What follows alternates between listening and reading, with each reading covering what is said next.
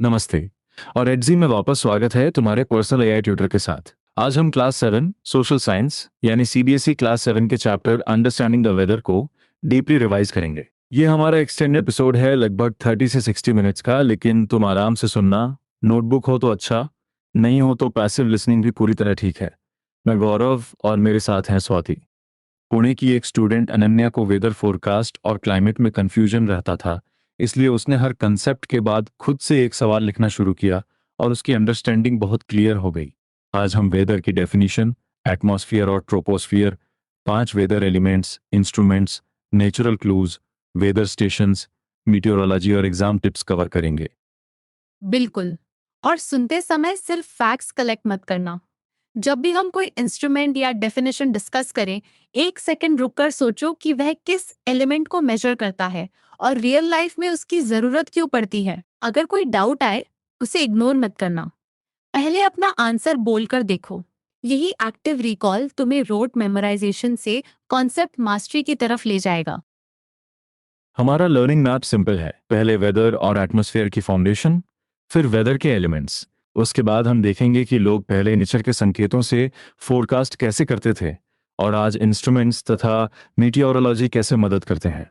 अंत में questions, data interpretation, common mistakes और एक छोटा फाइनल चैलेंज होगा।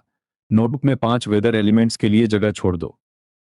चलो सबसे पहले हुक लेते हैं। सर्दी की सुबह तुम थिक क्लॉथ्स पहनते हो और गर्मी में कूल कंफर्टेबल कपड़े चुनते हो।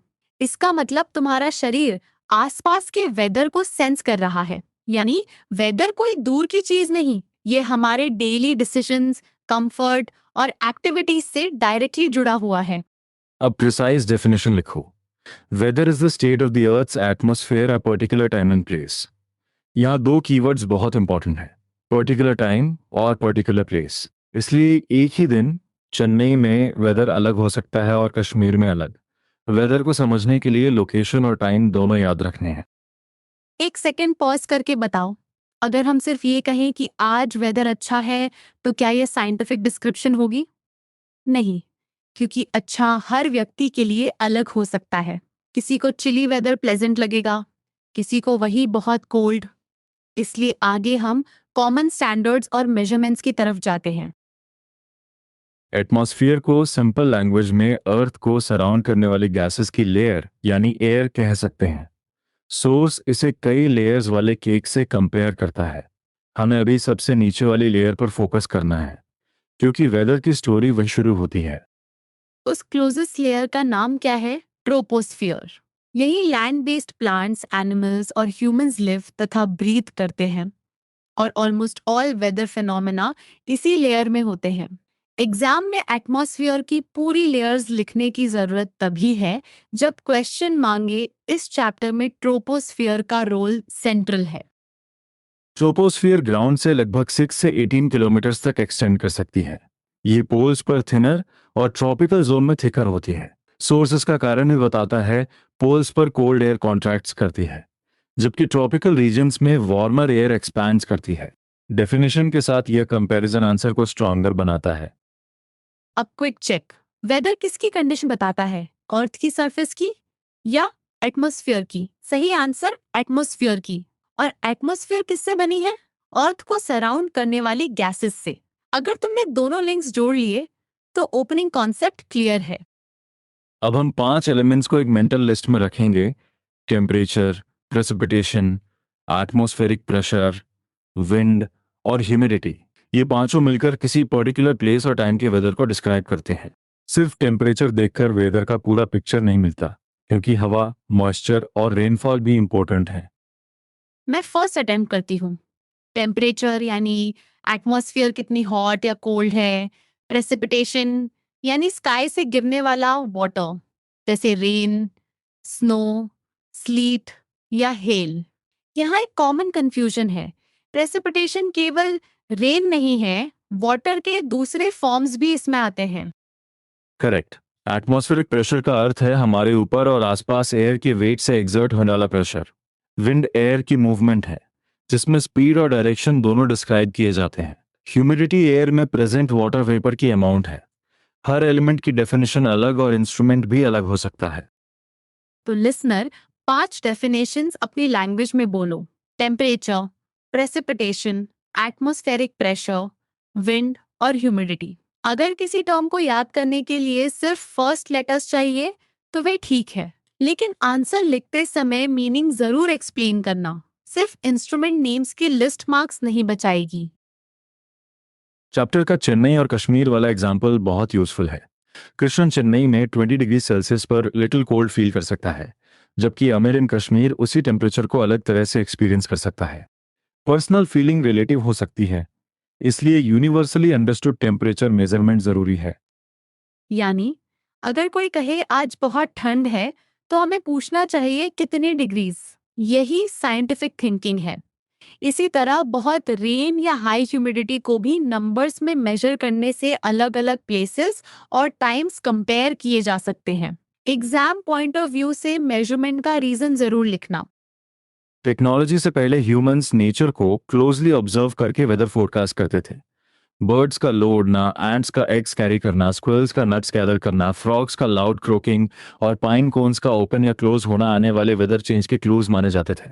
ये नॉलेज जनरेशंस तक पास हुई। लेकिन क्या नेचुरल क्लू का मतलब ये है कि हमें इंस्ट्रूमेंट्स की जरूरत ही नहीं? नहीं, नेचुरल ऑब्जर्वेशंस यूजफुल क्लूज दे सकते हैं, खासकर मॉनसून के बारे में लोकल नॉलेज में। लेकिन मॉडर्न मेथड्स वेदर एलिमेंट्स को प्रिसाइज तरीके से मेजर और मॉनिटर करते हैं। क्लू और मेजरमेंट को सेम थिंग मत समझना। एंट्स का हायर ग्राउंड पर एग्स शिफ्ट करना एक्सपेक्टेड हेवी रेन का नेचुरल इंडिकेटर बताया गया है। पाइन कोन्स ह्यूमिडिटी के अनुसार बिहेव करते हैं। ह्यूमिड कंडीशंस में क्लोज होकर सीड्स को प्रोटेक्ट करते हैं और ड्राई कंडीशंस में ओपन होकर सीड्स रिलीज करते हैं। ये एग्जांपल्स ऑब्जर्वेशन और एनवायरनमेंट के कनेक्शन को दिखाते हैं। एक छोटा एक्टिविटी आइडिया है, अपने नेबरहुड के एल्डर्स से पूछो कि वे वेदर प्रेडिक्ट करने के लिए कौन से साइंस देखते हैं। उनके सेइंग्स या ऑब्जर्वेशंस को रीजनल लैंग्वेज में नोट कर सकते हो। फिर सोचो कौन सा ऑब्जर्वेशन रेन से जुड़ा है और कौन सा ह्यूमिडिटी या सीजन से। अब तक हम फर्स्ट मेजर आइडिया कवर कर चुके हैं। वेदर को ऑब्जर्व किया जा सकता है, लेकिन एक्यूरेट प्रिडिक्शन के लिए सिस्टमैटिक मेजरमेंट्स और डेटा जरूरी हैं। इसी सिस्टमैटिक स्टडी को मीटियोरोलॉजी कहते हैं। इसे केवल वेदर फोरकास्ट बोलना इनकम्प्लीट होगा। मीटियोरोलॉजी वेदर और उसके एवोल्यूशन का सिस्टमैटिक स्टडी है। अब टेम्परेचर पर आते हैं। ग्रेड 6 साइंस में तुमने क्लिनिकल और लेबोरेटरी थर्मोमीटर्स तथा सेल्सियस और फ़ारेनहीट स्केल्स पढ़ी थी। चैप्टर एग्जाम्पल देता है 15 डिग्री सेल्सियस 59 डिग्रीज फ़ारेनहाइट के बराबर है। फॉर्मूला इन्वेंट करने की ज़रूरत नहीं। इस एग्जाम्पल को स्केल कंपैरिजन के रूप में याद रखो। डिफरेंट थर्मोमीटर्स अलग पर्पसेस सर्व कर सकते हैं। कुछ एम्बिएंट टेम्परेचर मेजर करते हैं, यानी इमीडिएट सराउंडिंग्स का टेम्परेचर। कुछ एक दिन के मैक्सिमम और मिनिमम टेम्परेचर्स रिकॉर्ड करते हैं।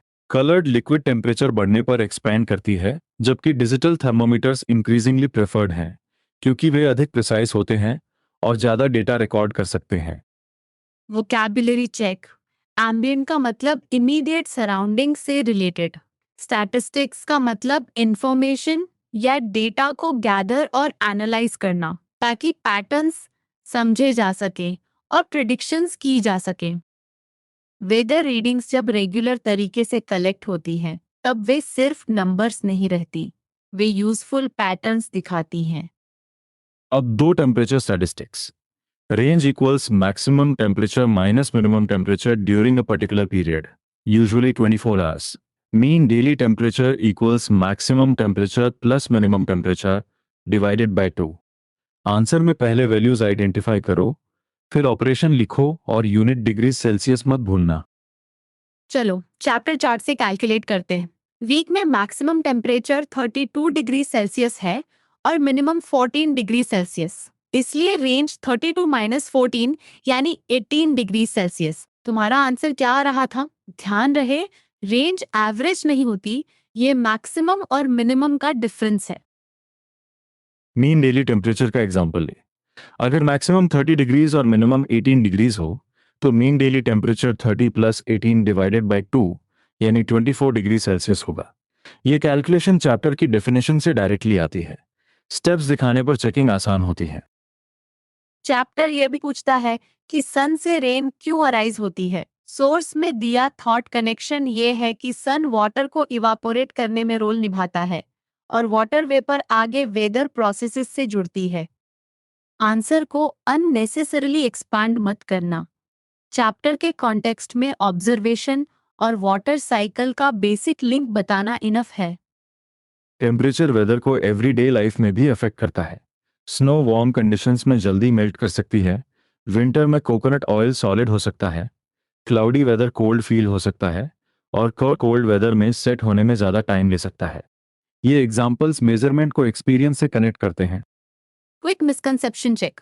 अगर कोई सिटी का मैक्सिमम 31 और मिनिमम 17 है तो रेंज 48 नहीं होगी। मैक्सिमम और मिनिमम को ऐड नहीं सब्ट्रैक्ट करना है। ऐड करके 2 से डिवाइड करेंगे तो मीन डेली टेम्परेचर मिलेगा। दो ऑपरेशंस को मिक्स मत करना, यही डेटा क्वेश्चंस में कॉमन मिस्टेक है। अब प्रेसिपिटेशन, इसका अर्थ स्काई से गिरने वाला वाटर है जिसमें रेन, स्नो, स्लीट और हेल शामिल है। स्लीट फ्रोजन या पार्टली फ्रोजन रेन है, जबकि hello small hard balls of ice की तरह गिरता है। इसलिए प्रेसिपिटेशन का आंसर रेन से ब्रॉडर होना चाहिए। रेनफॉल मेजर करने के लिए रेन गेज यूज होता है। इसमें फनल रेन वाटर को कलेक्टिंग सिलेंडर या मेजरिंग ट्यूब में भेजता है। सिलेंडर के साथ स्केल अटैच्ड होती है जिससे कलेक्टेड वाटर की डेप्थ पढ़ी जाती है। इंस्ट्रूमेंट का नाम और वर्किंग दोनों लिखोगे तभी एक्सप्लेनेशन कंप्लीट लगेगी। अगर न्यूज़ कहती है कि किसी प्लेस पर एक दिन में 30 मिलीमीटर रेनफॉल हुई, तो इसका मतलब कलेक्टेड रेन वाटर की मेजर्ड डेप्थ 30 मिलीमीटर है। यूनिट को समझना जरूरी है। रेन गेज का रीडिंग सीधे रेनफॉल अमाउंट को एक्सप्रेस करता है, सिर्फ ये नहीं कि बारिश हुई या नहीं। स्कूल एक्टिविटी में रेन गेज कहाँ रखोगे? Open ground with an elevated platform सबसे सुटेबल ऑप्शन है। साइट ओपन होनी चाहिए, फ्लैट और स्टेबल होनी चाहिए और आसपास ऐसी चीजें नहीं होनी चाहिए जो रेन को ऑब्स्ट्रक्ट करें। टेरेस, वॉल या वरांडा रीडिंग्स को अफेक्ट कर सकते हैं। एक प्रैक्टिकल इन्वेस्टिगेशन भी दी गई है। रेन गेज को ओपन एरिया में रखकर सेम टाइम हर डे रीडिंग रिकॉर्ड करो 1 मंथ तक। फिर हर वीक का एवरेज रेनफॉल कैलकुलेट करके वीक टू वीक वेरिएशन पर कमेंट करो। ये एक्टिविटी मेजरमेंट, रेगुलर ऑब्जर्वेशन और डेटा एनालिसिस तीनों स्किल्स डेवलप करती है। अगर स्नो हो तो मेजरमेंट से पहले उसे मेल्ट होने देना है। ये डिटेल छोटी लगती है लेकिन एक्टिविटी बेस्ड क्वेश्चन में यूजफुल हो सकती है। रेन गेज टिल्ट या टॉपल ना करे यह भी चेक करना है। साइंस में एक्यूरेट रीडिंग के लिए इंस्ट्रूमेंट प्लेसमेंट उतना ही इम्पोर्टेंट है जितना इंस्ट्रूमेंट का नेम। अब एटमॉस्फेरिक प्रेशर। जब वेदर थंडरस्टॉर्म से पहले हैवी फील होता है तो वह एटमॉस्फेरिक प्रेशर से रिलेटेड हो सकता है। डेफिनेशन याद रखो, यह हमारे ऊपर और अराउंड एयर के वेट से एग्जर्ट होने वाला प्रेशर है। एयर दिखाई नहीं देती, लेकिन उसका वेट और प्रेशर इफेक्ट्स रखता है। एल्टीट्यूड के साथ प्रेशर किससे बदलता है? सी कोस्ट के पास एटमॉस्फेरिक प्रेशर जनरली हायर होता है और माउंटेन पर ऊपर जाते हुए लोअर। ऊंचाई पर एयर थिनर होती है, इसलिए ऑक्सीजन भी कम अवेलेबल होती है। इसी कारण हाई ऑल्टीट्यूड पर कुछ लोग ब्रेथलेस, डिजी या टायर्ड फील कर सकते हैं। लेकिन एक सटल पॉइंट है, प्लेन्स या कोस्ट पर प्रेशर हमेशा हाई नहीं रहता। अगर प्रेशर ड्रामेटिकली गिर जाए तो मेटेरोलॉजिस्ट्स इसे डिप्रेशन या लो प्रेशर सिस्टम कहते हैं। ऐसा सिस्टम कभी स्टॉर्म या साइक्लोन में डेवलप हो सकता है, इसलिए प्रेशर मेजरमेंट फोरकास्टिंग के लिए इंपॉर्टेंट है। इंस्ट्रूमेंट कौन सा है? बैरोमीटर। इसका displayed unit generally millibar, abbreviated as MB होता है। सी कोस्ट पर normal atmospheric pressure around 1013 megabyte बताया गया है और 1000 मेगाबाइट से नीचे प्रेशर डिप्रेशन इंडिकेट कर सकता है। नंबर देखकर कंक्लूजन निकालते समय यूनिट और कॉन्टेक्स्ट दोनों देखना। हाई ऑल्टीट्यूड एग्जाम्पल भी याद रखने लायक है। खारदुंगला इन लद्दाख 5600 मीटर से अधिक ऑल्टीट्यूड पर है और वहां एटमॉस्फेरिक प्रेशर जनरली अबाउट 650 मिलीबर्स बताया गया है। इसका पर्पस एग्जैक्ट नंबर हटाना नहीं, बल्कि altitude, thinner air, lower pressure और लेस ऑक्सीजन का रिलेशनशिप समझाना है। अब तुम आंसर दो। हाई ऑल्टीट्यूड ट्रैवलर्स को रास्ते में पॉजेस लेने की एडवाइस क्यों दी जाती है? बॉडी को नए क्लाइमेट और कंडीशन के साथ एक्लाइमेटाइज होने का टाइम देने के लिए। एक्लाइमेटाइज का मतलब है नई क्लाइमेट या नई कंडीशन के अनुसार एडजस्ट करना। अब विंड विंड एयर का मूवमेंट है और ये हाई प्रेशर एरिया से लो प्रेशर एरियाज की तरफ मूव करती है। विंड डिस्क्राइब करने के लिए दो फैक्टर्स एसेंशियल हैं, स्पीड और डायरेक्शन। सिर्फ तेज या स्लो कहना इनकम्प्लीट है, डायरेक्शन भी बतानी होगी। विंड डेटा किन लोगों के लिए यूजफुल है? एयर पायलट्स और सेलर्स को फ्लाइंग या सेलिंग के लिए विंड डायरेक्शन और स्पीड पता होनी चाहिए। फार्मर्स रेन किस डायरेक्शन से आ सकती है, इसका क्लू ले सकते हैं। ग्रेटर विंड स्पीड सॉइल को फास्टर ड्राई कर सकती है, यानी विंड मेजरमेंट प्रैक्टिकल भी है। विंड डायरेक्शन मेजर करने के लिए विंड वेन या वेदर वेन होता है। इसमें रोटेटिंग आर्म, एक एंड पर पॉइंटर और दूसरे एंड पर टेल होती है। विंड ब्लो करने पर टेल पुश होती है और पॉइंटर विंड की डायरेक्शन में टर्न करता है। ये लाइट ब्रीज को भी रिस्पॉन्ड कर सकता है। एयरपोर्ट्स पर जो बड़ा क्लॉथ इंस्ट्रूमेंट दिखता है उसे विंड सॉक कहते हैं। ये पायलट्स को टेक ऑफ और लैंडिंग के समय विंड डायरेक्शन का इंडिकेशन देता है। सिमिलर सॉक्स उन इंडस्ट्रीज में भी यूज होते हैं जो ऐश या गैसेस रिलीज करती हैं। इंस्ट्रूमेंट को देखकर उसका पर्पस जोड़ना याददाश्त मजबूत करता है। विंड स्पीड के लिए एनीमोमीटर यूज होता है। इसमें 3 या 4 मेटल कप्स वर्टिकल शाफ्ट पर रोटेट करते हैं। स्ट्रॉन्गर विंड में रोटेशन फास्टर होती है। अटैच्ड मीटर एक पीरियड में स्पिन्स काउंट करके विंड स्पीड कैलकुलेट करता है, जिसे किलोमीटर्स पर आवर यानी क्यामे बाय एच में एक्सप्रेस किया जाता है। Quick match. Wind vane direction बताता है, एनीमोमीटर स्पीड मेजर करता है और बैरोमीटर प्रेशर। अगर क्वेश्चन पूछे कि विंड फोरकास्टिंग में क्यों इम्पोर्टेंट है, तो स्पीड और डायरेक्शन के इफेक्ट्स तथा पायलट्स, सेलर्स और फार्मर्स के यूजेस मेंशन कर सकते हो। अब ह्यूमिडिटी, जो अक्सर स्टूडेंट्स रेनफॉल के साथ कंफ्यूज करते हैं। ह्यूमिडिटी का मतलब एयर में प्रेजेंट वाटर वेपर की अमाउंट है। ये रेन इटसेल्फ नहीं है। ह्यूमिडिटी टेम्परेचर, विंड, प्रेशर और लोकेशन जैसे फैक्टर्स पर भी डिपेंड करती है। डेफिनेशन में वाटर वेपर कीवर्ड जरूर रखो। कोच्चि और जयपुर वाला कंपैरिजन सोचो। सी के पास होने के कारण कोच्चि में ह्यूमिडिटी ज्यादा होने का अनुमान हो सकता है, लेकिन श्योर होने के लिए मेजरमेंट चाहिए। कोच्चि और मंगलुरु जैसे दो ह्यूमिड प्लेसेस को कंपेयर करने के लिए भी फीलिंग नहीं, मेजर्ड ह्यूमिडिटी लेवल्स यूज होंगे। ग्रेड 6 साइंस का वाटर स्टेट्स कनेक्शन यहाँ हेल्पफुल है। वाटर इवापोरेट होता है तो कूलिंग इफेक्ट आता है। अगर एयर में वाटर पहले से ज्यादा है यानी ह्यूमिडिटी हाई है, तो वाटर स्लोली इवापोरेट करेगा। इसलिए रेनी डे पर इवापोरेशन स्लो होने की बात चैप्टर हाईलाइट करता है। रिलेटिव ह्यूमिडिटी को परसेंटेज में मेजर करते हैं। एयर में एब्सोल्युटली नो वाटर वेपर हो तो रेटिंग 0% होती और वाटर वेपर से सैचुरेटेड एयर 100%। नेचुरल कंडीशंस में कंप्लीट जीरो प्रैक्टिकली इम्पॉसिबल बताया गया है। ड्राई वेदर कॉमनली 20 से 40% और ह्यूमिड वेदर 60 से 80% रेंज में होता है। ह्यूमिडिटी मेजर करने वाला इंस्ट्रूमेंट हाइग्रोमीटर है। इसका यूज सिर्फ वेदर रिपोर्ट्स तक लिमिटेड नहीं, फूड प्रोसेसिंग जैसे इंडस्ट्रियल प्रोसेसेस में ह्यूमिडिटी इंपॉर्टेंट है और म्यूजियम्स एग्जिबिट्स प्रिजर्व करने के लिए ड्राई एनवायरनमेंट मॉनिटर करते हैं। एग्जाम आंसर में इंस्ट्रूमेंट के साथ एक रिलेवेंट यूज लिखना आंसर को मीनिंगफुल बनाता है। अब दिल्ली 52% और कोची 84% वाला क्वेश्चन। वेट क्लोथ्स किस जगह फास्टर ड्राई होंगी? दिल्ली, क्योंकि लोअर ह्यूमिडिटी में एवेपोरेशन फास्टर होगी। सेम टेम्परेचर माने तो स्वेट कोची में ज्यादा फील हो सकता है, क्योंकि हाई ह्यूमिडिटी एवेपोरेशन को स्लो करती है। बहुत अच्छा। यहाँ कॉमन मिस्टेक है कि स्टूडेंट्स हाई ह्यूमिडिटी को सिंपली मोर रेन मान लेते हैं। सही डिस्टिंक्शन ये है, ह्यूमिडिटी एयर में वाटर वेपर है, प्रेसिपिटेशन स्काई से गिरने वाला वाटर है। दोनों रिलेटेड हो सकते हैं, लेकिन डेफिनेशंस और मेजरमेंट्स अलग है। हमने अब टेम्परेचर, प्रेसिपिटेशन, प्रेशर, विंड और ह्यूमिडिटी समझ लिए। एक छोटा एडजी स्टडी मोमेंट। अगर तुम्हें एग्जैक्ट डाउट हो कि मीन डेली टेम्परेचर और रेंज में डिफरेंस क्या है, तो एडजी के एआई ट्यूटर से स्टेप बाय स्टेप सवाल पूछो और आंसर खुद डिराइव करो। बस फाइनल आंसर कॉपी मत करना, रीजनिंग बोलकर चेक करना। अब हम इंस्ट्रूमेंट्स को एक जगह कनेक्ट करेंगे। वेदर स्टेशन कई इंस्ट्रूमेंट्स को साथ लाता है ताकि किसी पर्टिकुलर प्लेस पर वेदर मेजरमेंट्स रेगुलरली लिए और ट्रैक किए जा सकें। रेगुलर रीडिंग से मैपिंग और फोरकास्टिंग आसान होती है। ये इंडिविजुअल इंस्ट्रूमेंट से ब्रॉडर मॉनिटरिंग सिस्टम है। ऑटोमेटेड वेदर स्टेशन यानी AWS एक सेल्फ ऑपरेटिंग सिस्टम है। यह सेंसर्स की मदद से टेम्परेचर, ह्यूमिडिटी, विंड स्पीड और डायरेक्शन, प्रेसिपिटेशन और एटमॉस्फेरिक प्रेशर का डेटा मेजर तथा रिकॉर्ड करती है।